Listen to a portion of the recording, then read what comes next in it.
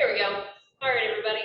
So hi, I'm Hope. I'm the Advocacy Manager with Sustain Charlotte, and I'm going to lead you through just a little bit of an introduction here before I turn it over to our Park and Recreation staff friends. And then after we have our presentation from Park and Recreation, that's an opportunity for you all to speak directly to Park and Rec staff, ask your questions, point out that you really love this park, but why isn't that greenway longer? I don't know, ask your question. That's going to be your time right after the presentation. And then we'll have a little bit more networking, and we'll put those maps back up of the county. So if you didn't have a chance to see those at the beginning, highly encourage you to take a look and again ask those questions with our Park and Rec staff. One other quick plug for our raffle tonight.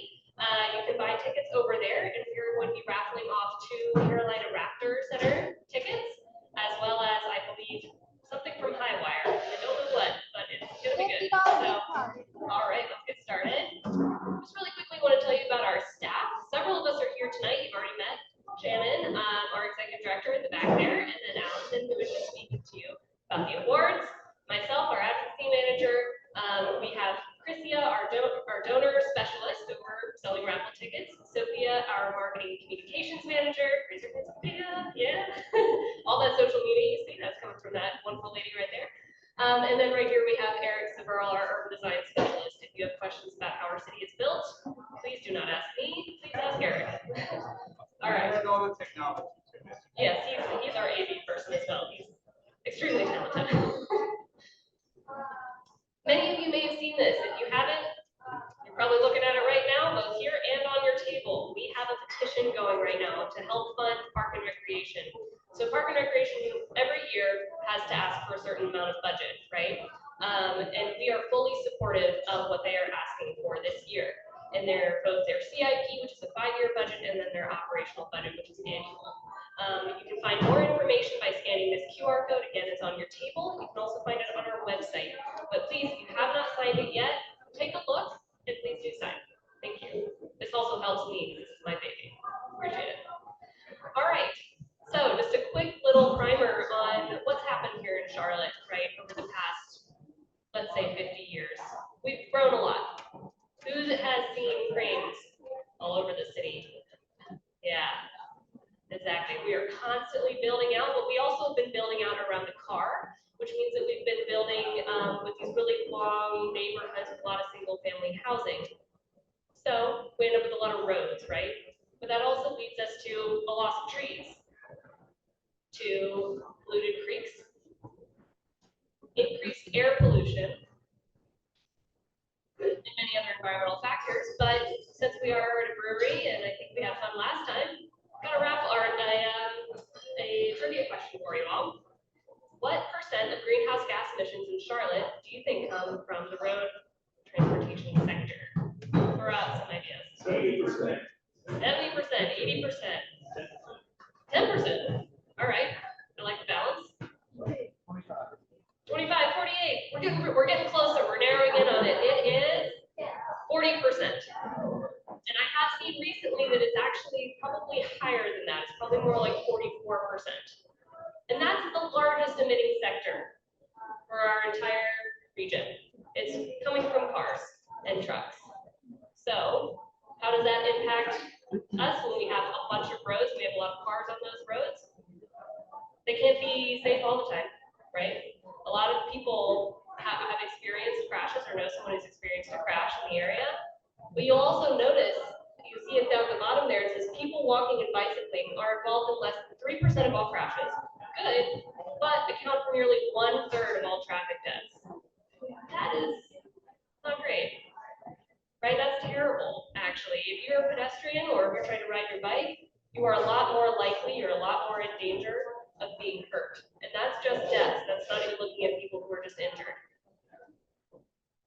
So, to bring this back to Park and Recreation, what if we considered having more paths, or safe, protected paths? That can be bike lanes, that can be greenways, that can be using public transportation. What if we had more of those and less roads that look like this? This is a street in Charlotte. You can see there's still people who are trying to walk and cycle. But they don't have a sidewalk. We know a lot of places in town that don't have a sidewalk like that, right? That's not safe. But what could we imagine? if we did have a city that was more connected by walking and cycling paths. So several years ago, the city of Charlotte created a strategic mobility plan. And you can see all the elements of that plan here. So with the goal of moving people, right? Not just getting cars out on the road or not just moving cars around, but actually really truly moving people in the best, most safe, and healthy way. And you can see several elements here, many of which are taken by the city, some of which are taken by CATS, our transit system, but there's that one beautiful green puzzle piece right at the top. And that is our Greenway network that is taken over by our lovely friends over here at Park and Recreation. So with that, they're going to talk perhaps a little bit about the MEG playbook, which is what the Park and Recreation department builds their plans around. It's their big plan, for lack of a better word, and I highly encourage you to take a look at it. There's lots of great pictures. It's not just boring governmental stuff all the time. And they have all these overarching goals, and part of those are connecting the greenways, connecting the parks, preserving our land, and also creating rec centers that have opportunities for everybody. All right, now with that, I plan over to Bert Lynn with Park and Recreation.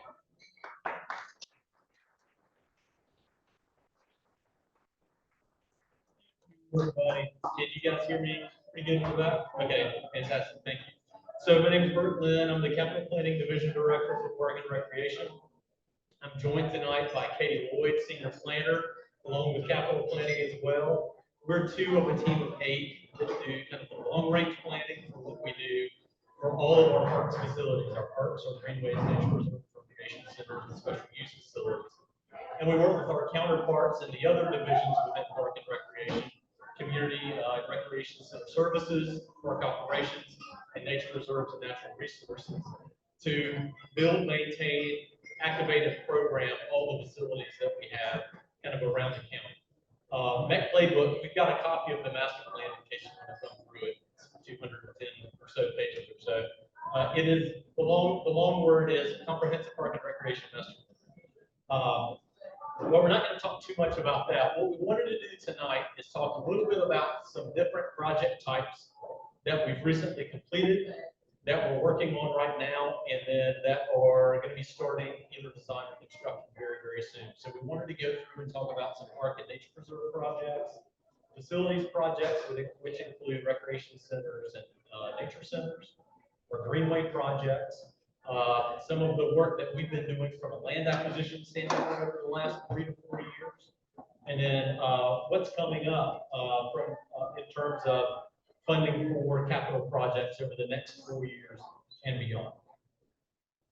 So we're going to start a little bit by reviewing some projects that we've recently completed, or actually first we'll share kind of the projects that are currently funded and underway. So we've got a total of 47 projects that fall into the park and nature preserve category, some in construction and design, and then future funded projects there. You'll also notice 19 projects that are future amenity and connections projects. And so very simply, we want to go in and add the amenities that people have been requesting in existing parks. So that includes skate parks, that includes dog parks, pickleball courts, and spray grounds in existing parks kind of across the county. Here are 3 parks that we've recently completed. These were all existing parks that when we went through, when we were doing that playbook, and we assessed and graded all of our properties, these were low-ranked properties, so they were high priorities for us. Devonshire Park and Trine Hills Park are relatively small neighborhood parks. Devonshire is 1.7 acres in East Charlotte. Trine Hills is 2 acres in North Charlotte. And we went in and basically gave both of those projects a really big facelift. Independence Park, for those who don't know, is the first public park within the city of Charlotte. We recently went in and did a complete renovation of that project. We opened that up in July of last year. If you haven't been there, this would be a great weekend to go and just kind of hang out. Some of the projects that we're working on right now, we're about to start construction in the next month or so on Ezel Park. This is a 90-acre park down in Mint Hill. It will be our first official park in Mint Hill. We've got Stevens Creek Nature Preserve and Nature Center down there. but it's got a wide range of amenities that people are looking for that meet the needs for multiple generations within a family. Like I said, we're going to be starting construction on that project this spring, and then in late summer or early fall of 25, we'll be completed on that project.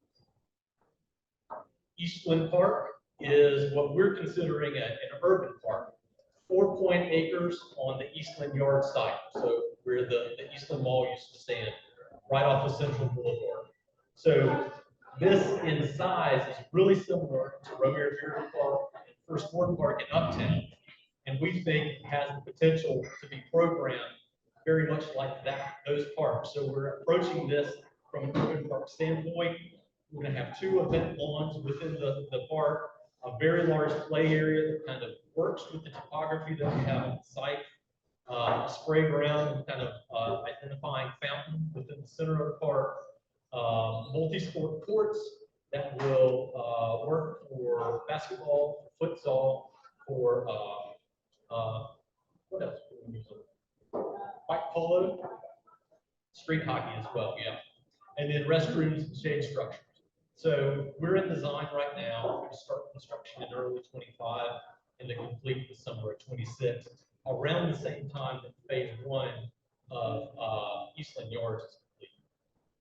Project that I was at the site of just earlier today in South Charlotte, Archdale Park, just west of the light rail off Archdale Drive, 17-acre park. It's a little smaller when we compare it to some of our regional parks, but it's one of the only parks in this area of town. And so we're looking to go in and amenize it a little bit more than what we would do our kind of our traditional local parks, with a misting ground, playgrounds, lots of walking trails of different lengths, and then multi-purpose fields and a little bit of parking. Part of what we heard about from the neighbors here is people love to come and play basketball here, but they come from all around, and so they park on the street and they park some traffic. So we're going to have a small parking area there to be able to, for folks who don't live within walking distance, to be able to go and enjoy the park. Let's talk a little bit about some of our facility projects. So we've got 3 projects that are currently under construction, 4 in design, 4 that are funded in the upcoming CIP years or capital improvement plan years, and then 1 that's funded by others. Mallard Creek Recreation Center is currently under renovation. We had our meeting with the contractors just today. So demolition has started, and we're not expanding the center, but we're changing some of the circulation of the flow within the center to adapt a little bit more to the needs of today. The center was built about 25 years ago. So we're introducing a tech lab here. We're retaining the multi-purpose rooms that we have. We're doing some other not so fun things like fire protection and building system update, but those are the things that we have to do in order to make these types of centers kind of comfortable and enjoyable for everyone. We're going to be wrapping this up in about a year, so our goal is to have everything done before all the summer camp groups kind of come in and work. We love partnership projects, and so we're partnering with Discovery Place in updating and expanding Discovery Place Nature and Freedom Park. Believe it or not, construction is starting in 2 weeks on this. So if you're in the Freedom Park area and you see some dust flying around, it might be from this project. Most likely will be. So we're starting construction in the next 2 weeks, and we're going to be finishing up in late summer or early fall of 2025. Latta Place is a historic site up in Latta Nature Preserve. And this one's a little bit different than some of the other projects that we do. Most of the projects that we do focus on physical improvements to a site, which we're going to do that here. We're going to reimagine and rebuild the visitor center here. We're going to restore some of the historic sites here and improve circulation around the site. But beyond that, we're looking at doing holistic programming here that tells the truth and transparency of what life is really like on this historic home site and other similar sites that we have kind of within the county. This is going to be the springboard for increased activation and programming that we have at a lot of the historic sites that we have within the county. We're anticipating starting construction probably in early spring of 25. And then right now, our goal is to open on Juneteenth of 2026.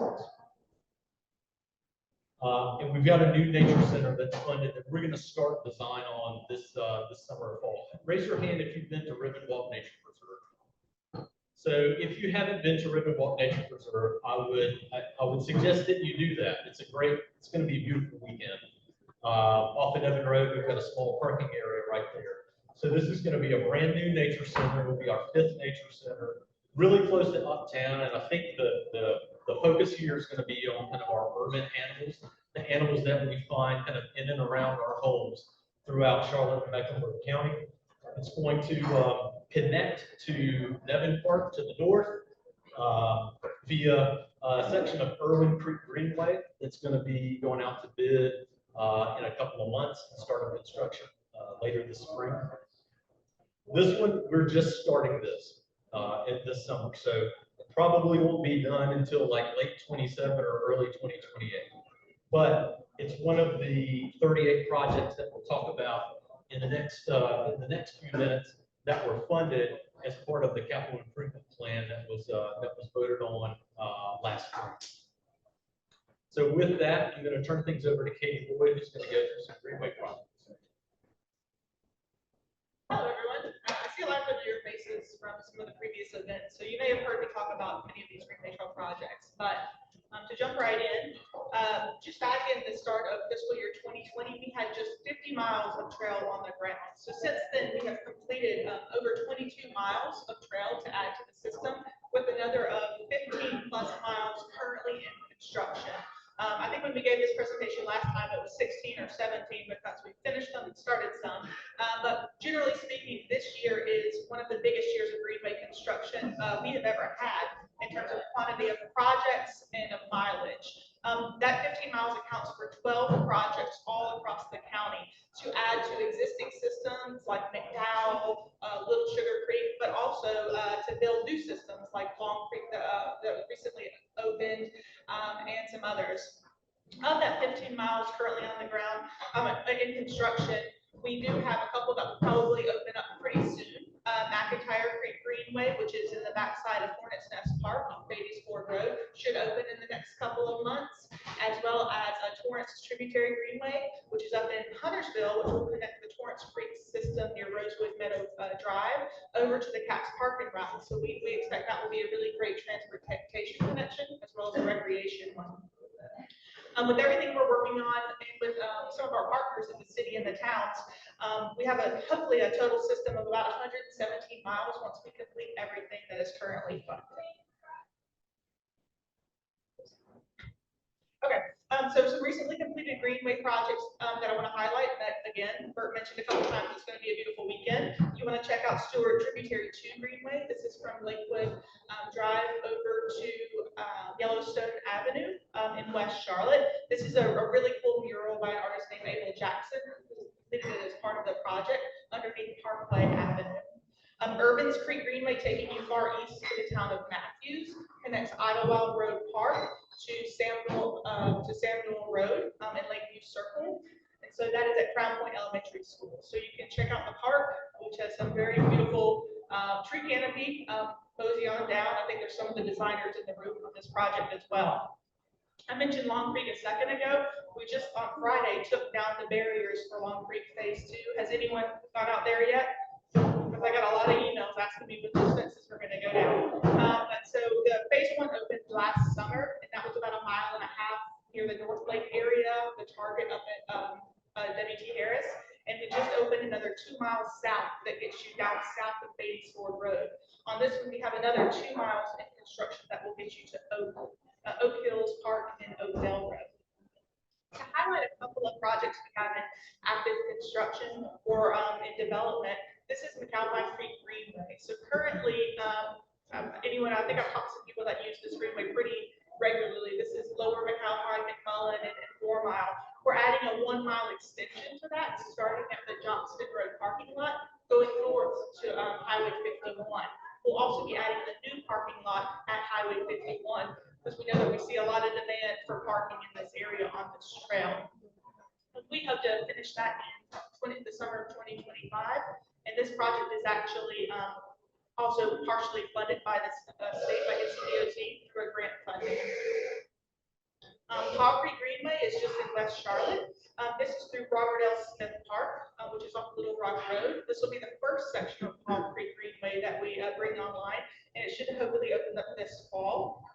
This 1.5 miles will kind of connect to the playground and the parking area within the park, and then continue to the west to connect to neighborhoods, both on the west side and south side of the large park property. This will hopefully, as I mentioned, open this fall.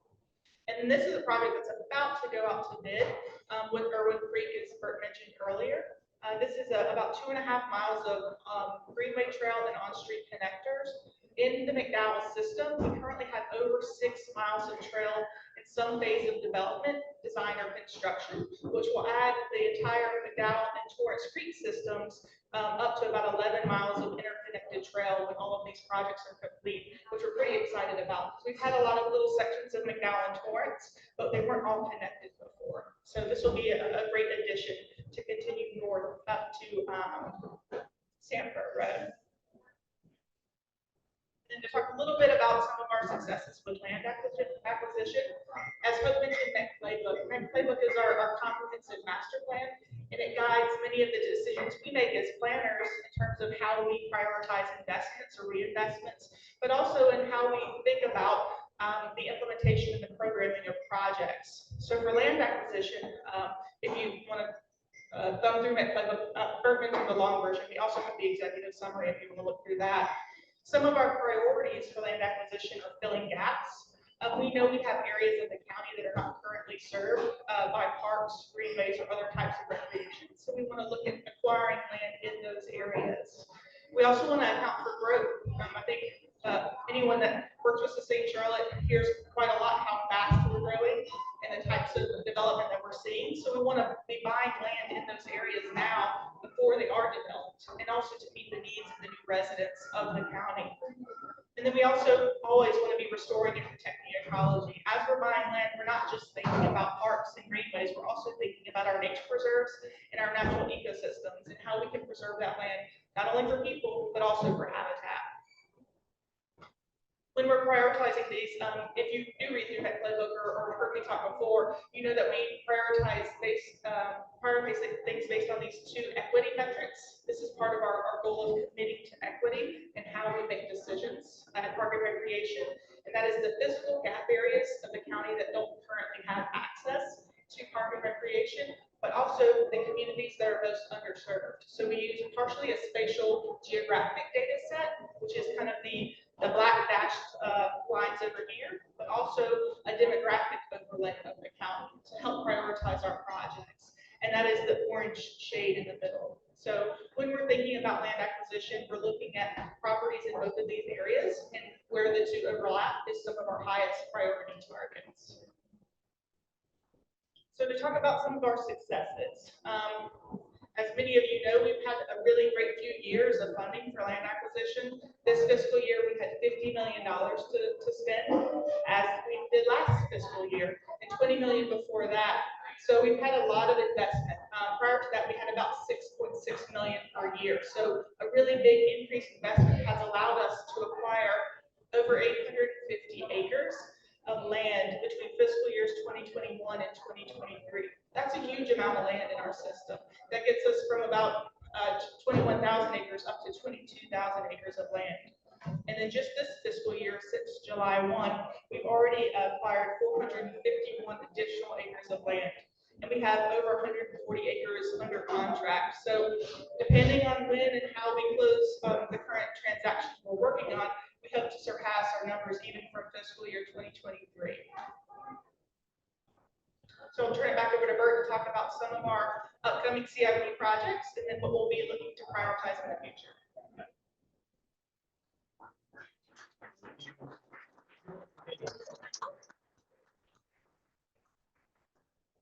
CIP, we love our acronym. So Capital Improvement Plan is what that stands for.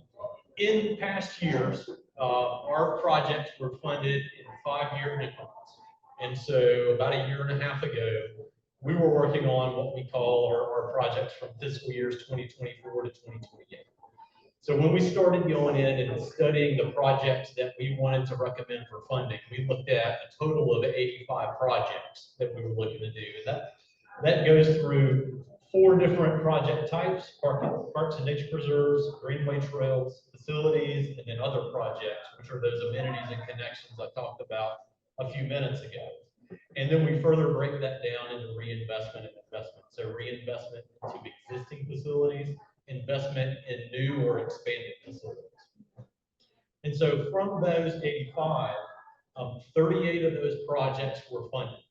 And you might say, well, that's not a big number. Well, there was a really big number associated with that. That is $437 million of investment in park and recreation facilities over the next 5 years, which is a tremendous amount of investment. I think it's the biggest CIP that. So that breaks down into 14 park and nature preserve projects, 11 greenway trail projects, 7 facilities, and then 6 other projects. And those 6 other projects are spread across 19 parks kind of within the county right now. So we're going to be making a little bit of an adjustment in how we do our CIP. Rather than waiting every 5 years and funding 5 years, we're funding the 5th year each year. So this year we submitted projects in the fall for our FY29. So that would be the 5th year out. Next year will be FY30 and so on. And so when we look at all the different types of projects that we have, and investment versus reinvestment, we ask ourselves, like, how do we want to go in and frame the projects that we recommend moving forward? And so one of the things that we really did intentionally was listen to the input that we received through public comment and through our engagement last spring, leading up to the vote for the 24 to 28 capital improvement plan. And we heard some pretty loud voices saying we need to continue to reinvest in our existing parks. We need to continue to invest and build out our greenway system. And we need to continue to take advantage of our partnerships that we have. So with that, we've recommended 11 projects in total. Reinvestment in 5 existing parks: Campbell Creek Park, Rida Park, Julian Underwood Park, Springfield Park, and York Blunt Park, as well as wayfinding that will help us improve wayfinding at recreation centers, nature preserves, and along our greenway trails. And then investments in 5 segments of greenway trails. So updating the Parkwood Underpass on Sugar Creek Greenway. If you ride that greenway and you know that section trail goes underwater, it just spit in the creek. So we're going to raise that up a little bit, make that a little more dry. 2 shorter sections of Irvin Creek Greenway that I'll show on the graphic here in just a second. A section of extending Sugar Creek Greenway down to Arrowwood Road, and a partnership project with the town of Cornelius and NCDOT on Dowell Creek Greenway up in Cornelius through the Smithfield neighborhood. So this just kind of shows the distribution of where those parks and projects are in relation to our other funded capital improvement plan projects that were voted on and approved last year. So I mentioned the importance of long connections and short connections. So 2 of those greenway projects are along Irvin Creek Greenway here, and they only total 1.9 miles. We could easily go in and make that one segment, but we didn't do that for a strategic reason. One reason is the one to the north, Clanton Road to Crest Ridge, we have the land that we need, so we can move on that fairly quickly from a construction standpoint. The next section from Crest Ridge down to Yorkmont Road that will tie into the section of Sugar Creek Greenway that's starting construction later this year has 3 major obstacles. We've got to get around the wastewater treatment plant, under a railroad trestle, and under a major highway. Billy Graham Parkway is the major one.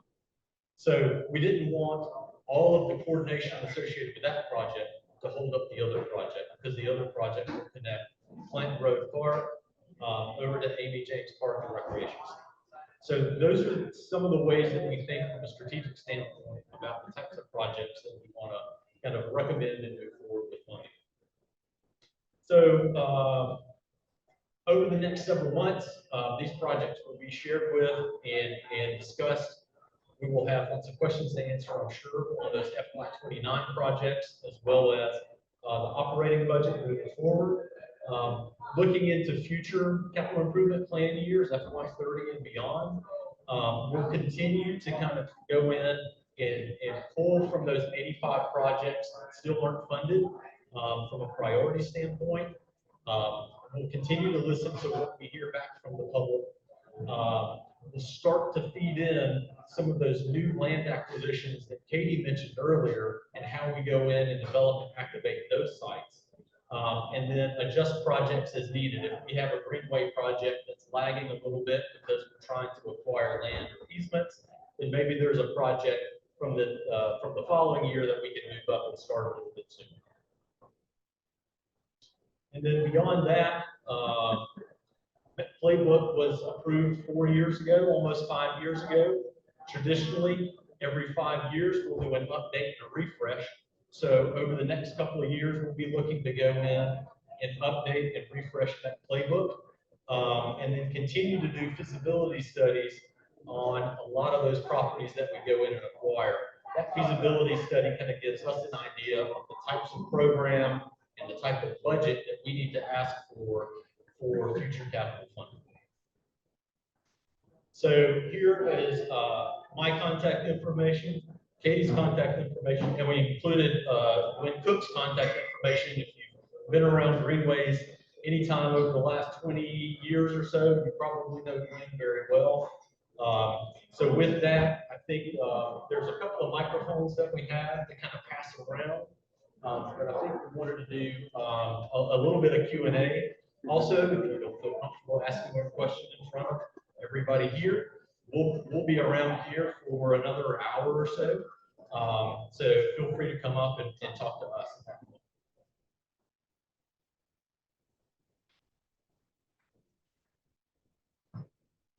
Thank you so much for the presentation today. This was great. I participated in your program before, so I always advocate for it because it's amazing what you all do. You talked a lot about how you get feedback from your community when you're working on these projects. So I'm curious, what does that feedback process look like for you all, and how can we all help in that process? Like, is there a way that we can contribute to getting good feedback? Yeah, so a lot of what we do is based in and around the area that we're working in. And so we do the best we can to identify established groups within those neighborhoods, or people that, in certain areas, we have folks that have been advocating for an existing park for years and years and years. And so those are the types of people that we start with.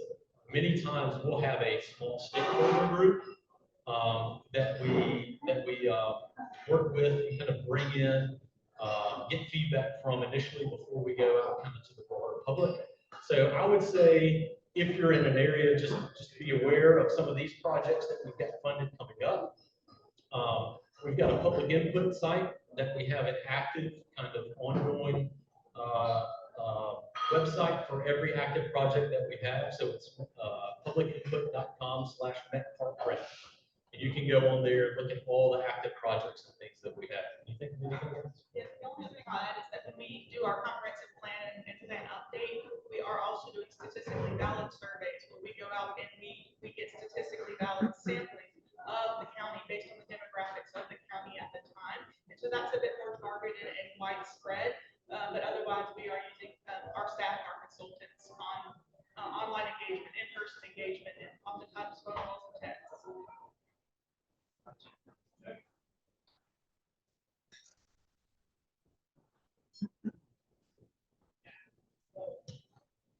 Just wondering what the timeline is to open the Greenway from Moorhead back down to Freedom Park. So the infamous section going through the atrium campus. So the latest that we've been told is the end of the calendar year. So I would say November, December of this year. They've still got, I think I mentioned cranes earlier. They have 4 tall cranes and 1 small crane on that site currently right now. They ran into some pretty nasty granite when they were going in and upsizing the sanitary sewer under where the greenway is going to be. rebuilt. I will say that the Greenway Trail through there is going to be widened. The bridges are going to be 45 degrees rather than these weird 90 degrees that they used to be, and will be much wider as well.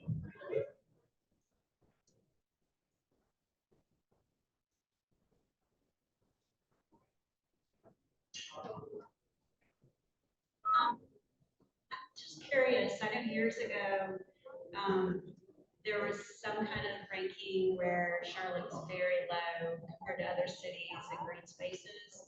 And I've been impressed with what's happened since then. Do you know where we kind of stack up now? Yeah, we still don't rank very well. So that's the Trust for Public Land Park Score. And the biggest area that we're lacking in is access. And so that is measured by a 10-minute walk to a park. Part of the thing that works against us is the size of our area. It's the entire county. From a dry standpoint, not including the river and the lakes, it's 525 square miles. And it's not nearly as dense as a lot of like the high-ranked cities. Look at Minneapolis, St. Paul, Washington, D.C., Boston, much more dense from a development standpoint. They also measure amenities that don't necessarily align with the amenities that we've been investing in over the last 20 years. Greenway trails are not something that they measure. And we've been spending a tremendous amount of time and effort and money in expanding our greenway system. So right now, I think our rank is like 83rd or 86th, something like that, which is better. Yes, it's moved up. But access is the thing that really works against us.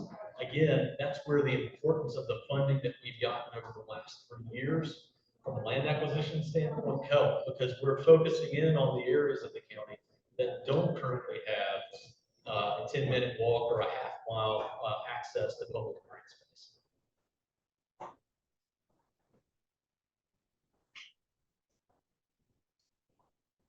Y'all, that table's killing it. Y'all need to step it up.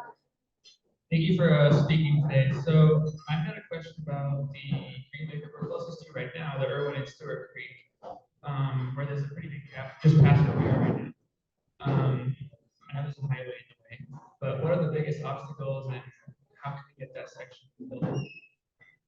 Talking about from Freedom down to West Boulevard.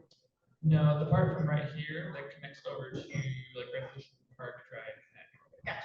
Okay, yeah, that one is one of our high-ranking projects. It's not yet funded, but it is one that is high on our priority list. That one is going to be quite tricky. Bert mentioned the other Irwin Creek that had multiple obstacles. That one doesn't well. It has Wilkinson and all of the ramps on that. It has another large rail crossing. So it's a very beautiful arched culvert that I've been under once. So when we build it, it's going to be gorgeous. Once we figure out we get approval to do so. So those are any of the obstacles, but as of right now, it's just a matter of working through the land acquisition that we need for that corridor, and then ultimately getting it funded to get into design. The other thing that I'll note, and I was actually talking to a couple earlier about, at some point, 77 from 277 down to the South Carolina state line is going to be blocked. And I think it's not funded. Who knows if it's going to be funded in the next year or the next 50 years? Nobody really knows. But if it's funded sooner rather than later, I would say that's our opportunity to go in and say, we need to go in and build this trail as part of that project, because they're going to be doing, they would be doing a tremendous amount of work kind of through that area. That worked in our favor on north of Charlotte, when I-77 Mobility Partners came in and built the toll lanes up there. They built this beautiful 12-foot high, 16-foot wide pedestrian bike ped tunnel under 77 along Torrance Trip to Greenville. That project is going to be wrapping up in the next 2 or 3 months. Looking at Jim Brooks as the project manager on that project. So that was built at no cost to local governments, but it was built because of the advocacy of local governments and the citizens as part of that project.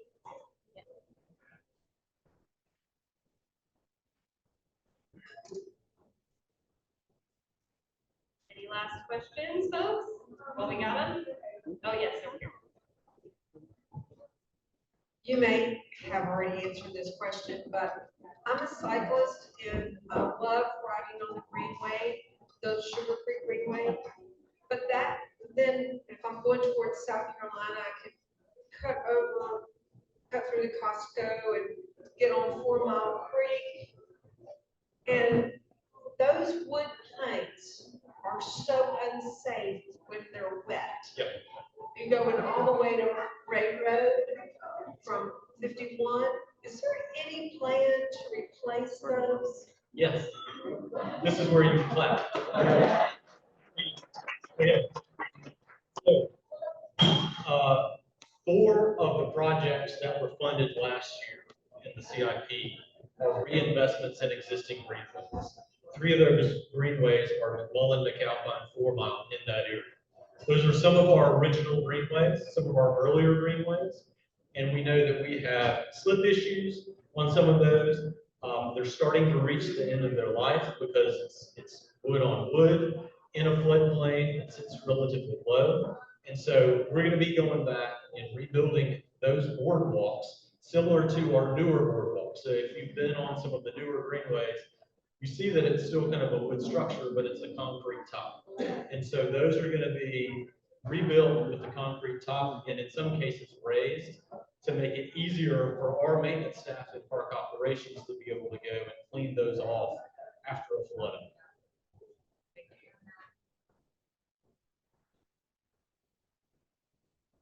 I've got one quick, it's not inappropriate as a host to ask. Could you speak more on the Eastern Mall site? I know that has been there. I actually live on that side of town, the Medford Acres neighborhood. We've seen developers that shopped that for a little while. We all know there was a big fallout that was promised there originally. How much of that is going to be developed by the county? And then are you still shopping the other part on other folks that come in and partner with you on that side? Yeah, so I think, so from a county perspective, we only have the 4.5 acres that'll be part of Eastland Park right here. I think the balance of the site, so 29 acres, I believe, are still owned by the city.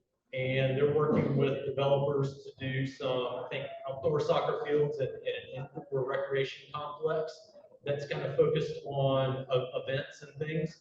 The balance of the site, I believe, has already been transitioned or is in the process of being transitioned to the master developer who's Crossland Southeast. They're working currently, if you've been by there, you'll notice that there's a tremendous amount of work going on, moving dirt around. They're doing all of the infrastructure work underground. And then within the next several months, you'll start to see some vertical construction take place there. So unlike plans in the past, this one is coming to fruition. I'll also add that Crossland's working on a mix of different housing types and then potentially some commercial development as well. All right. Hey, I got a question about wayfinding on the greenways. I know obviously a lot of them are built in floodplains because that's how you're able to get the land, but that obviously means that they often flood. I've seen some detour signs, like near Parkwood, for example, but are there plans to expand that to other areas along the greenways where they do frequently flood? I'll jump in there. So a lot of times with that, we do work with our partners at the Charlotte Department of Transportation or others for any of those on-street connectors. We don't have a lot of active projects in terms of coordinating that currently, but whenever we're building the Greenway Trails, we're trying to at least get access up to the closest roadway from those culverts or those underpasses or bridges that we know do flood from time to time. And so that is an ongoing coordination. I won't say we have any current active funding to go to adding additional signage for that specific topic, but it is an ongoing conversation. One more question. Hi, do you have any timeline on the park planned on Mono Road just south of Sharon Avenue across from the cemetery?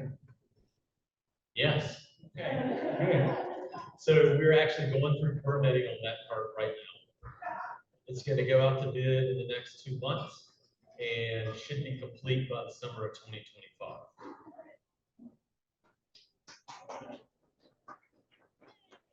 Okay, well, on that good piece of news, I'm gonna pass it over to Chair John Lapp. If you'd like to give it. First of all, good evening. Let's give a big hand for sustaining Charlotte.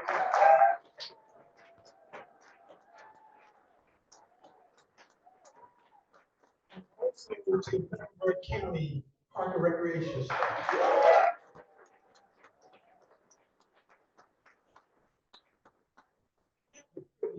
Traveling all across the country and talking to people about their park and recreation systems. And I will tell you that in Mecklenburg County, we're second to none. You may not believe that because most of you only see what's here. But when you travel across the country, what you will find is that many of the conferences that I attend, people talk about what's going on here in Mecklenburg County. And I am extremely proud of Mecklenburg County and the work that we've been able to do, particularly the work that we've been able to do over the last several years. As you heard earlier, prior to that, we spent on average $6 million a year for parks and greenways to expand and buy land. We certainly realized that we would never catch up to that rate. In fact, at $50 million a year, we probably never still have the land that is necessary because we're really growing at a rapid rate. In fact, I've been told that Charlotte has over 100 new residents each day. So you can imagine it. So we've still got a lot of work to do. I will say this, the people that you have elected to represent you well, and that they all advocate for parks and rec. They want a sustainable community. And that's exciting when you can work with people who really get it, who understand the needs, they understand your concerns, and they listen when you talk. So somebody asked earlier, how can we help? You can support what Sustain Charlotte is doing.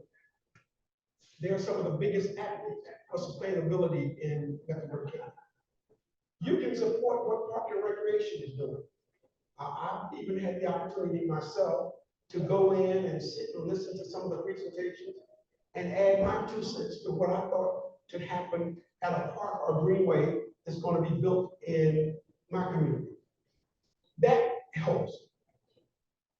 Another thing I will say is that when you look at the tremendous amount of projects that are going on in Mecklenburg County, I will tell you that as the chair of the Board of County Commission, I have a clue, Bert. There's just so much going on. And for those of us who allocate the resources, it is difficult for us at best to get out to some of these places, but we hear about them through your voices. So don't be shy about sending an email or making a phone call and let us know what you're thinking. I don't know that I should say a whole lot more other than the fact that it's really been a good 3 years. I had some visitors a couple of weeks ago, and they pressed me about actually allocating even more money in our next budget, and that's something that we're going to look at. I don't make promises. I've been elected for 27 years consecutively. And so one of the ways I've been successful is I don't make promises. But I will look into it. And so I want to, again, thank you guys for coming out and supporting this effort and know that we appreciate you. Thank you so much.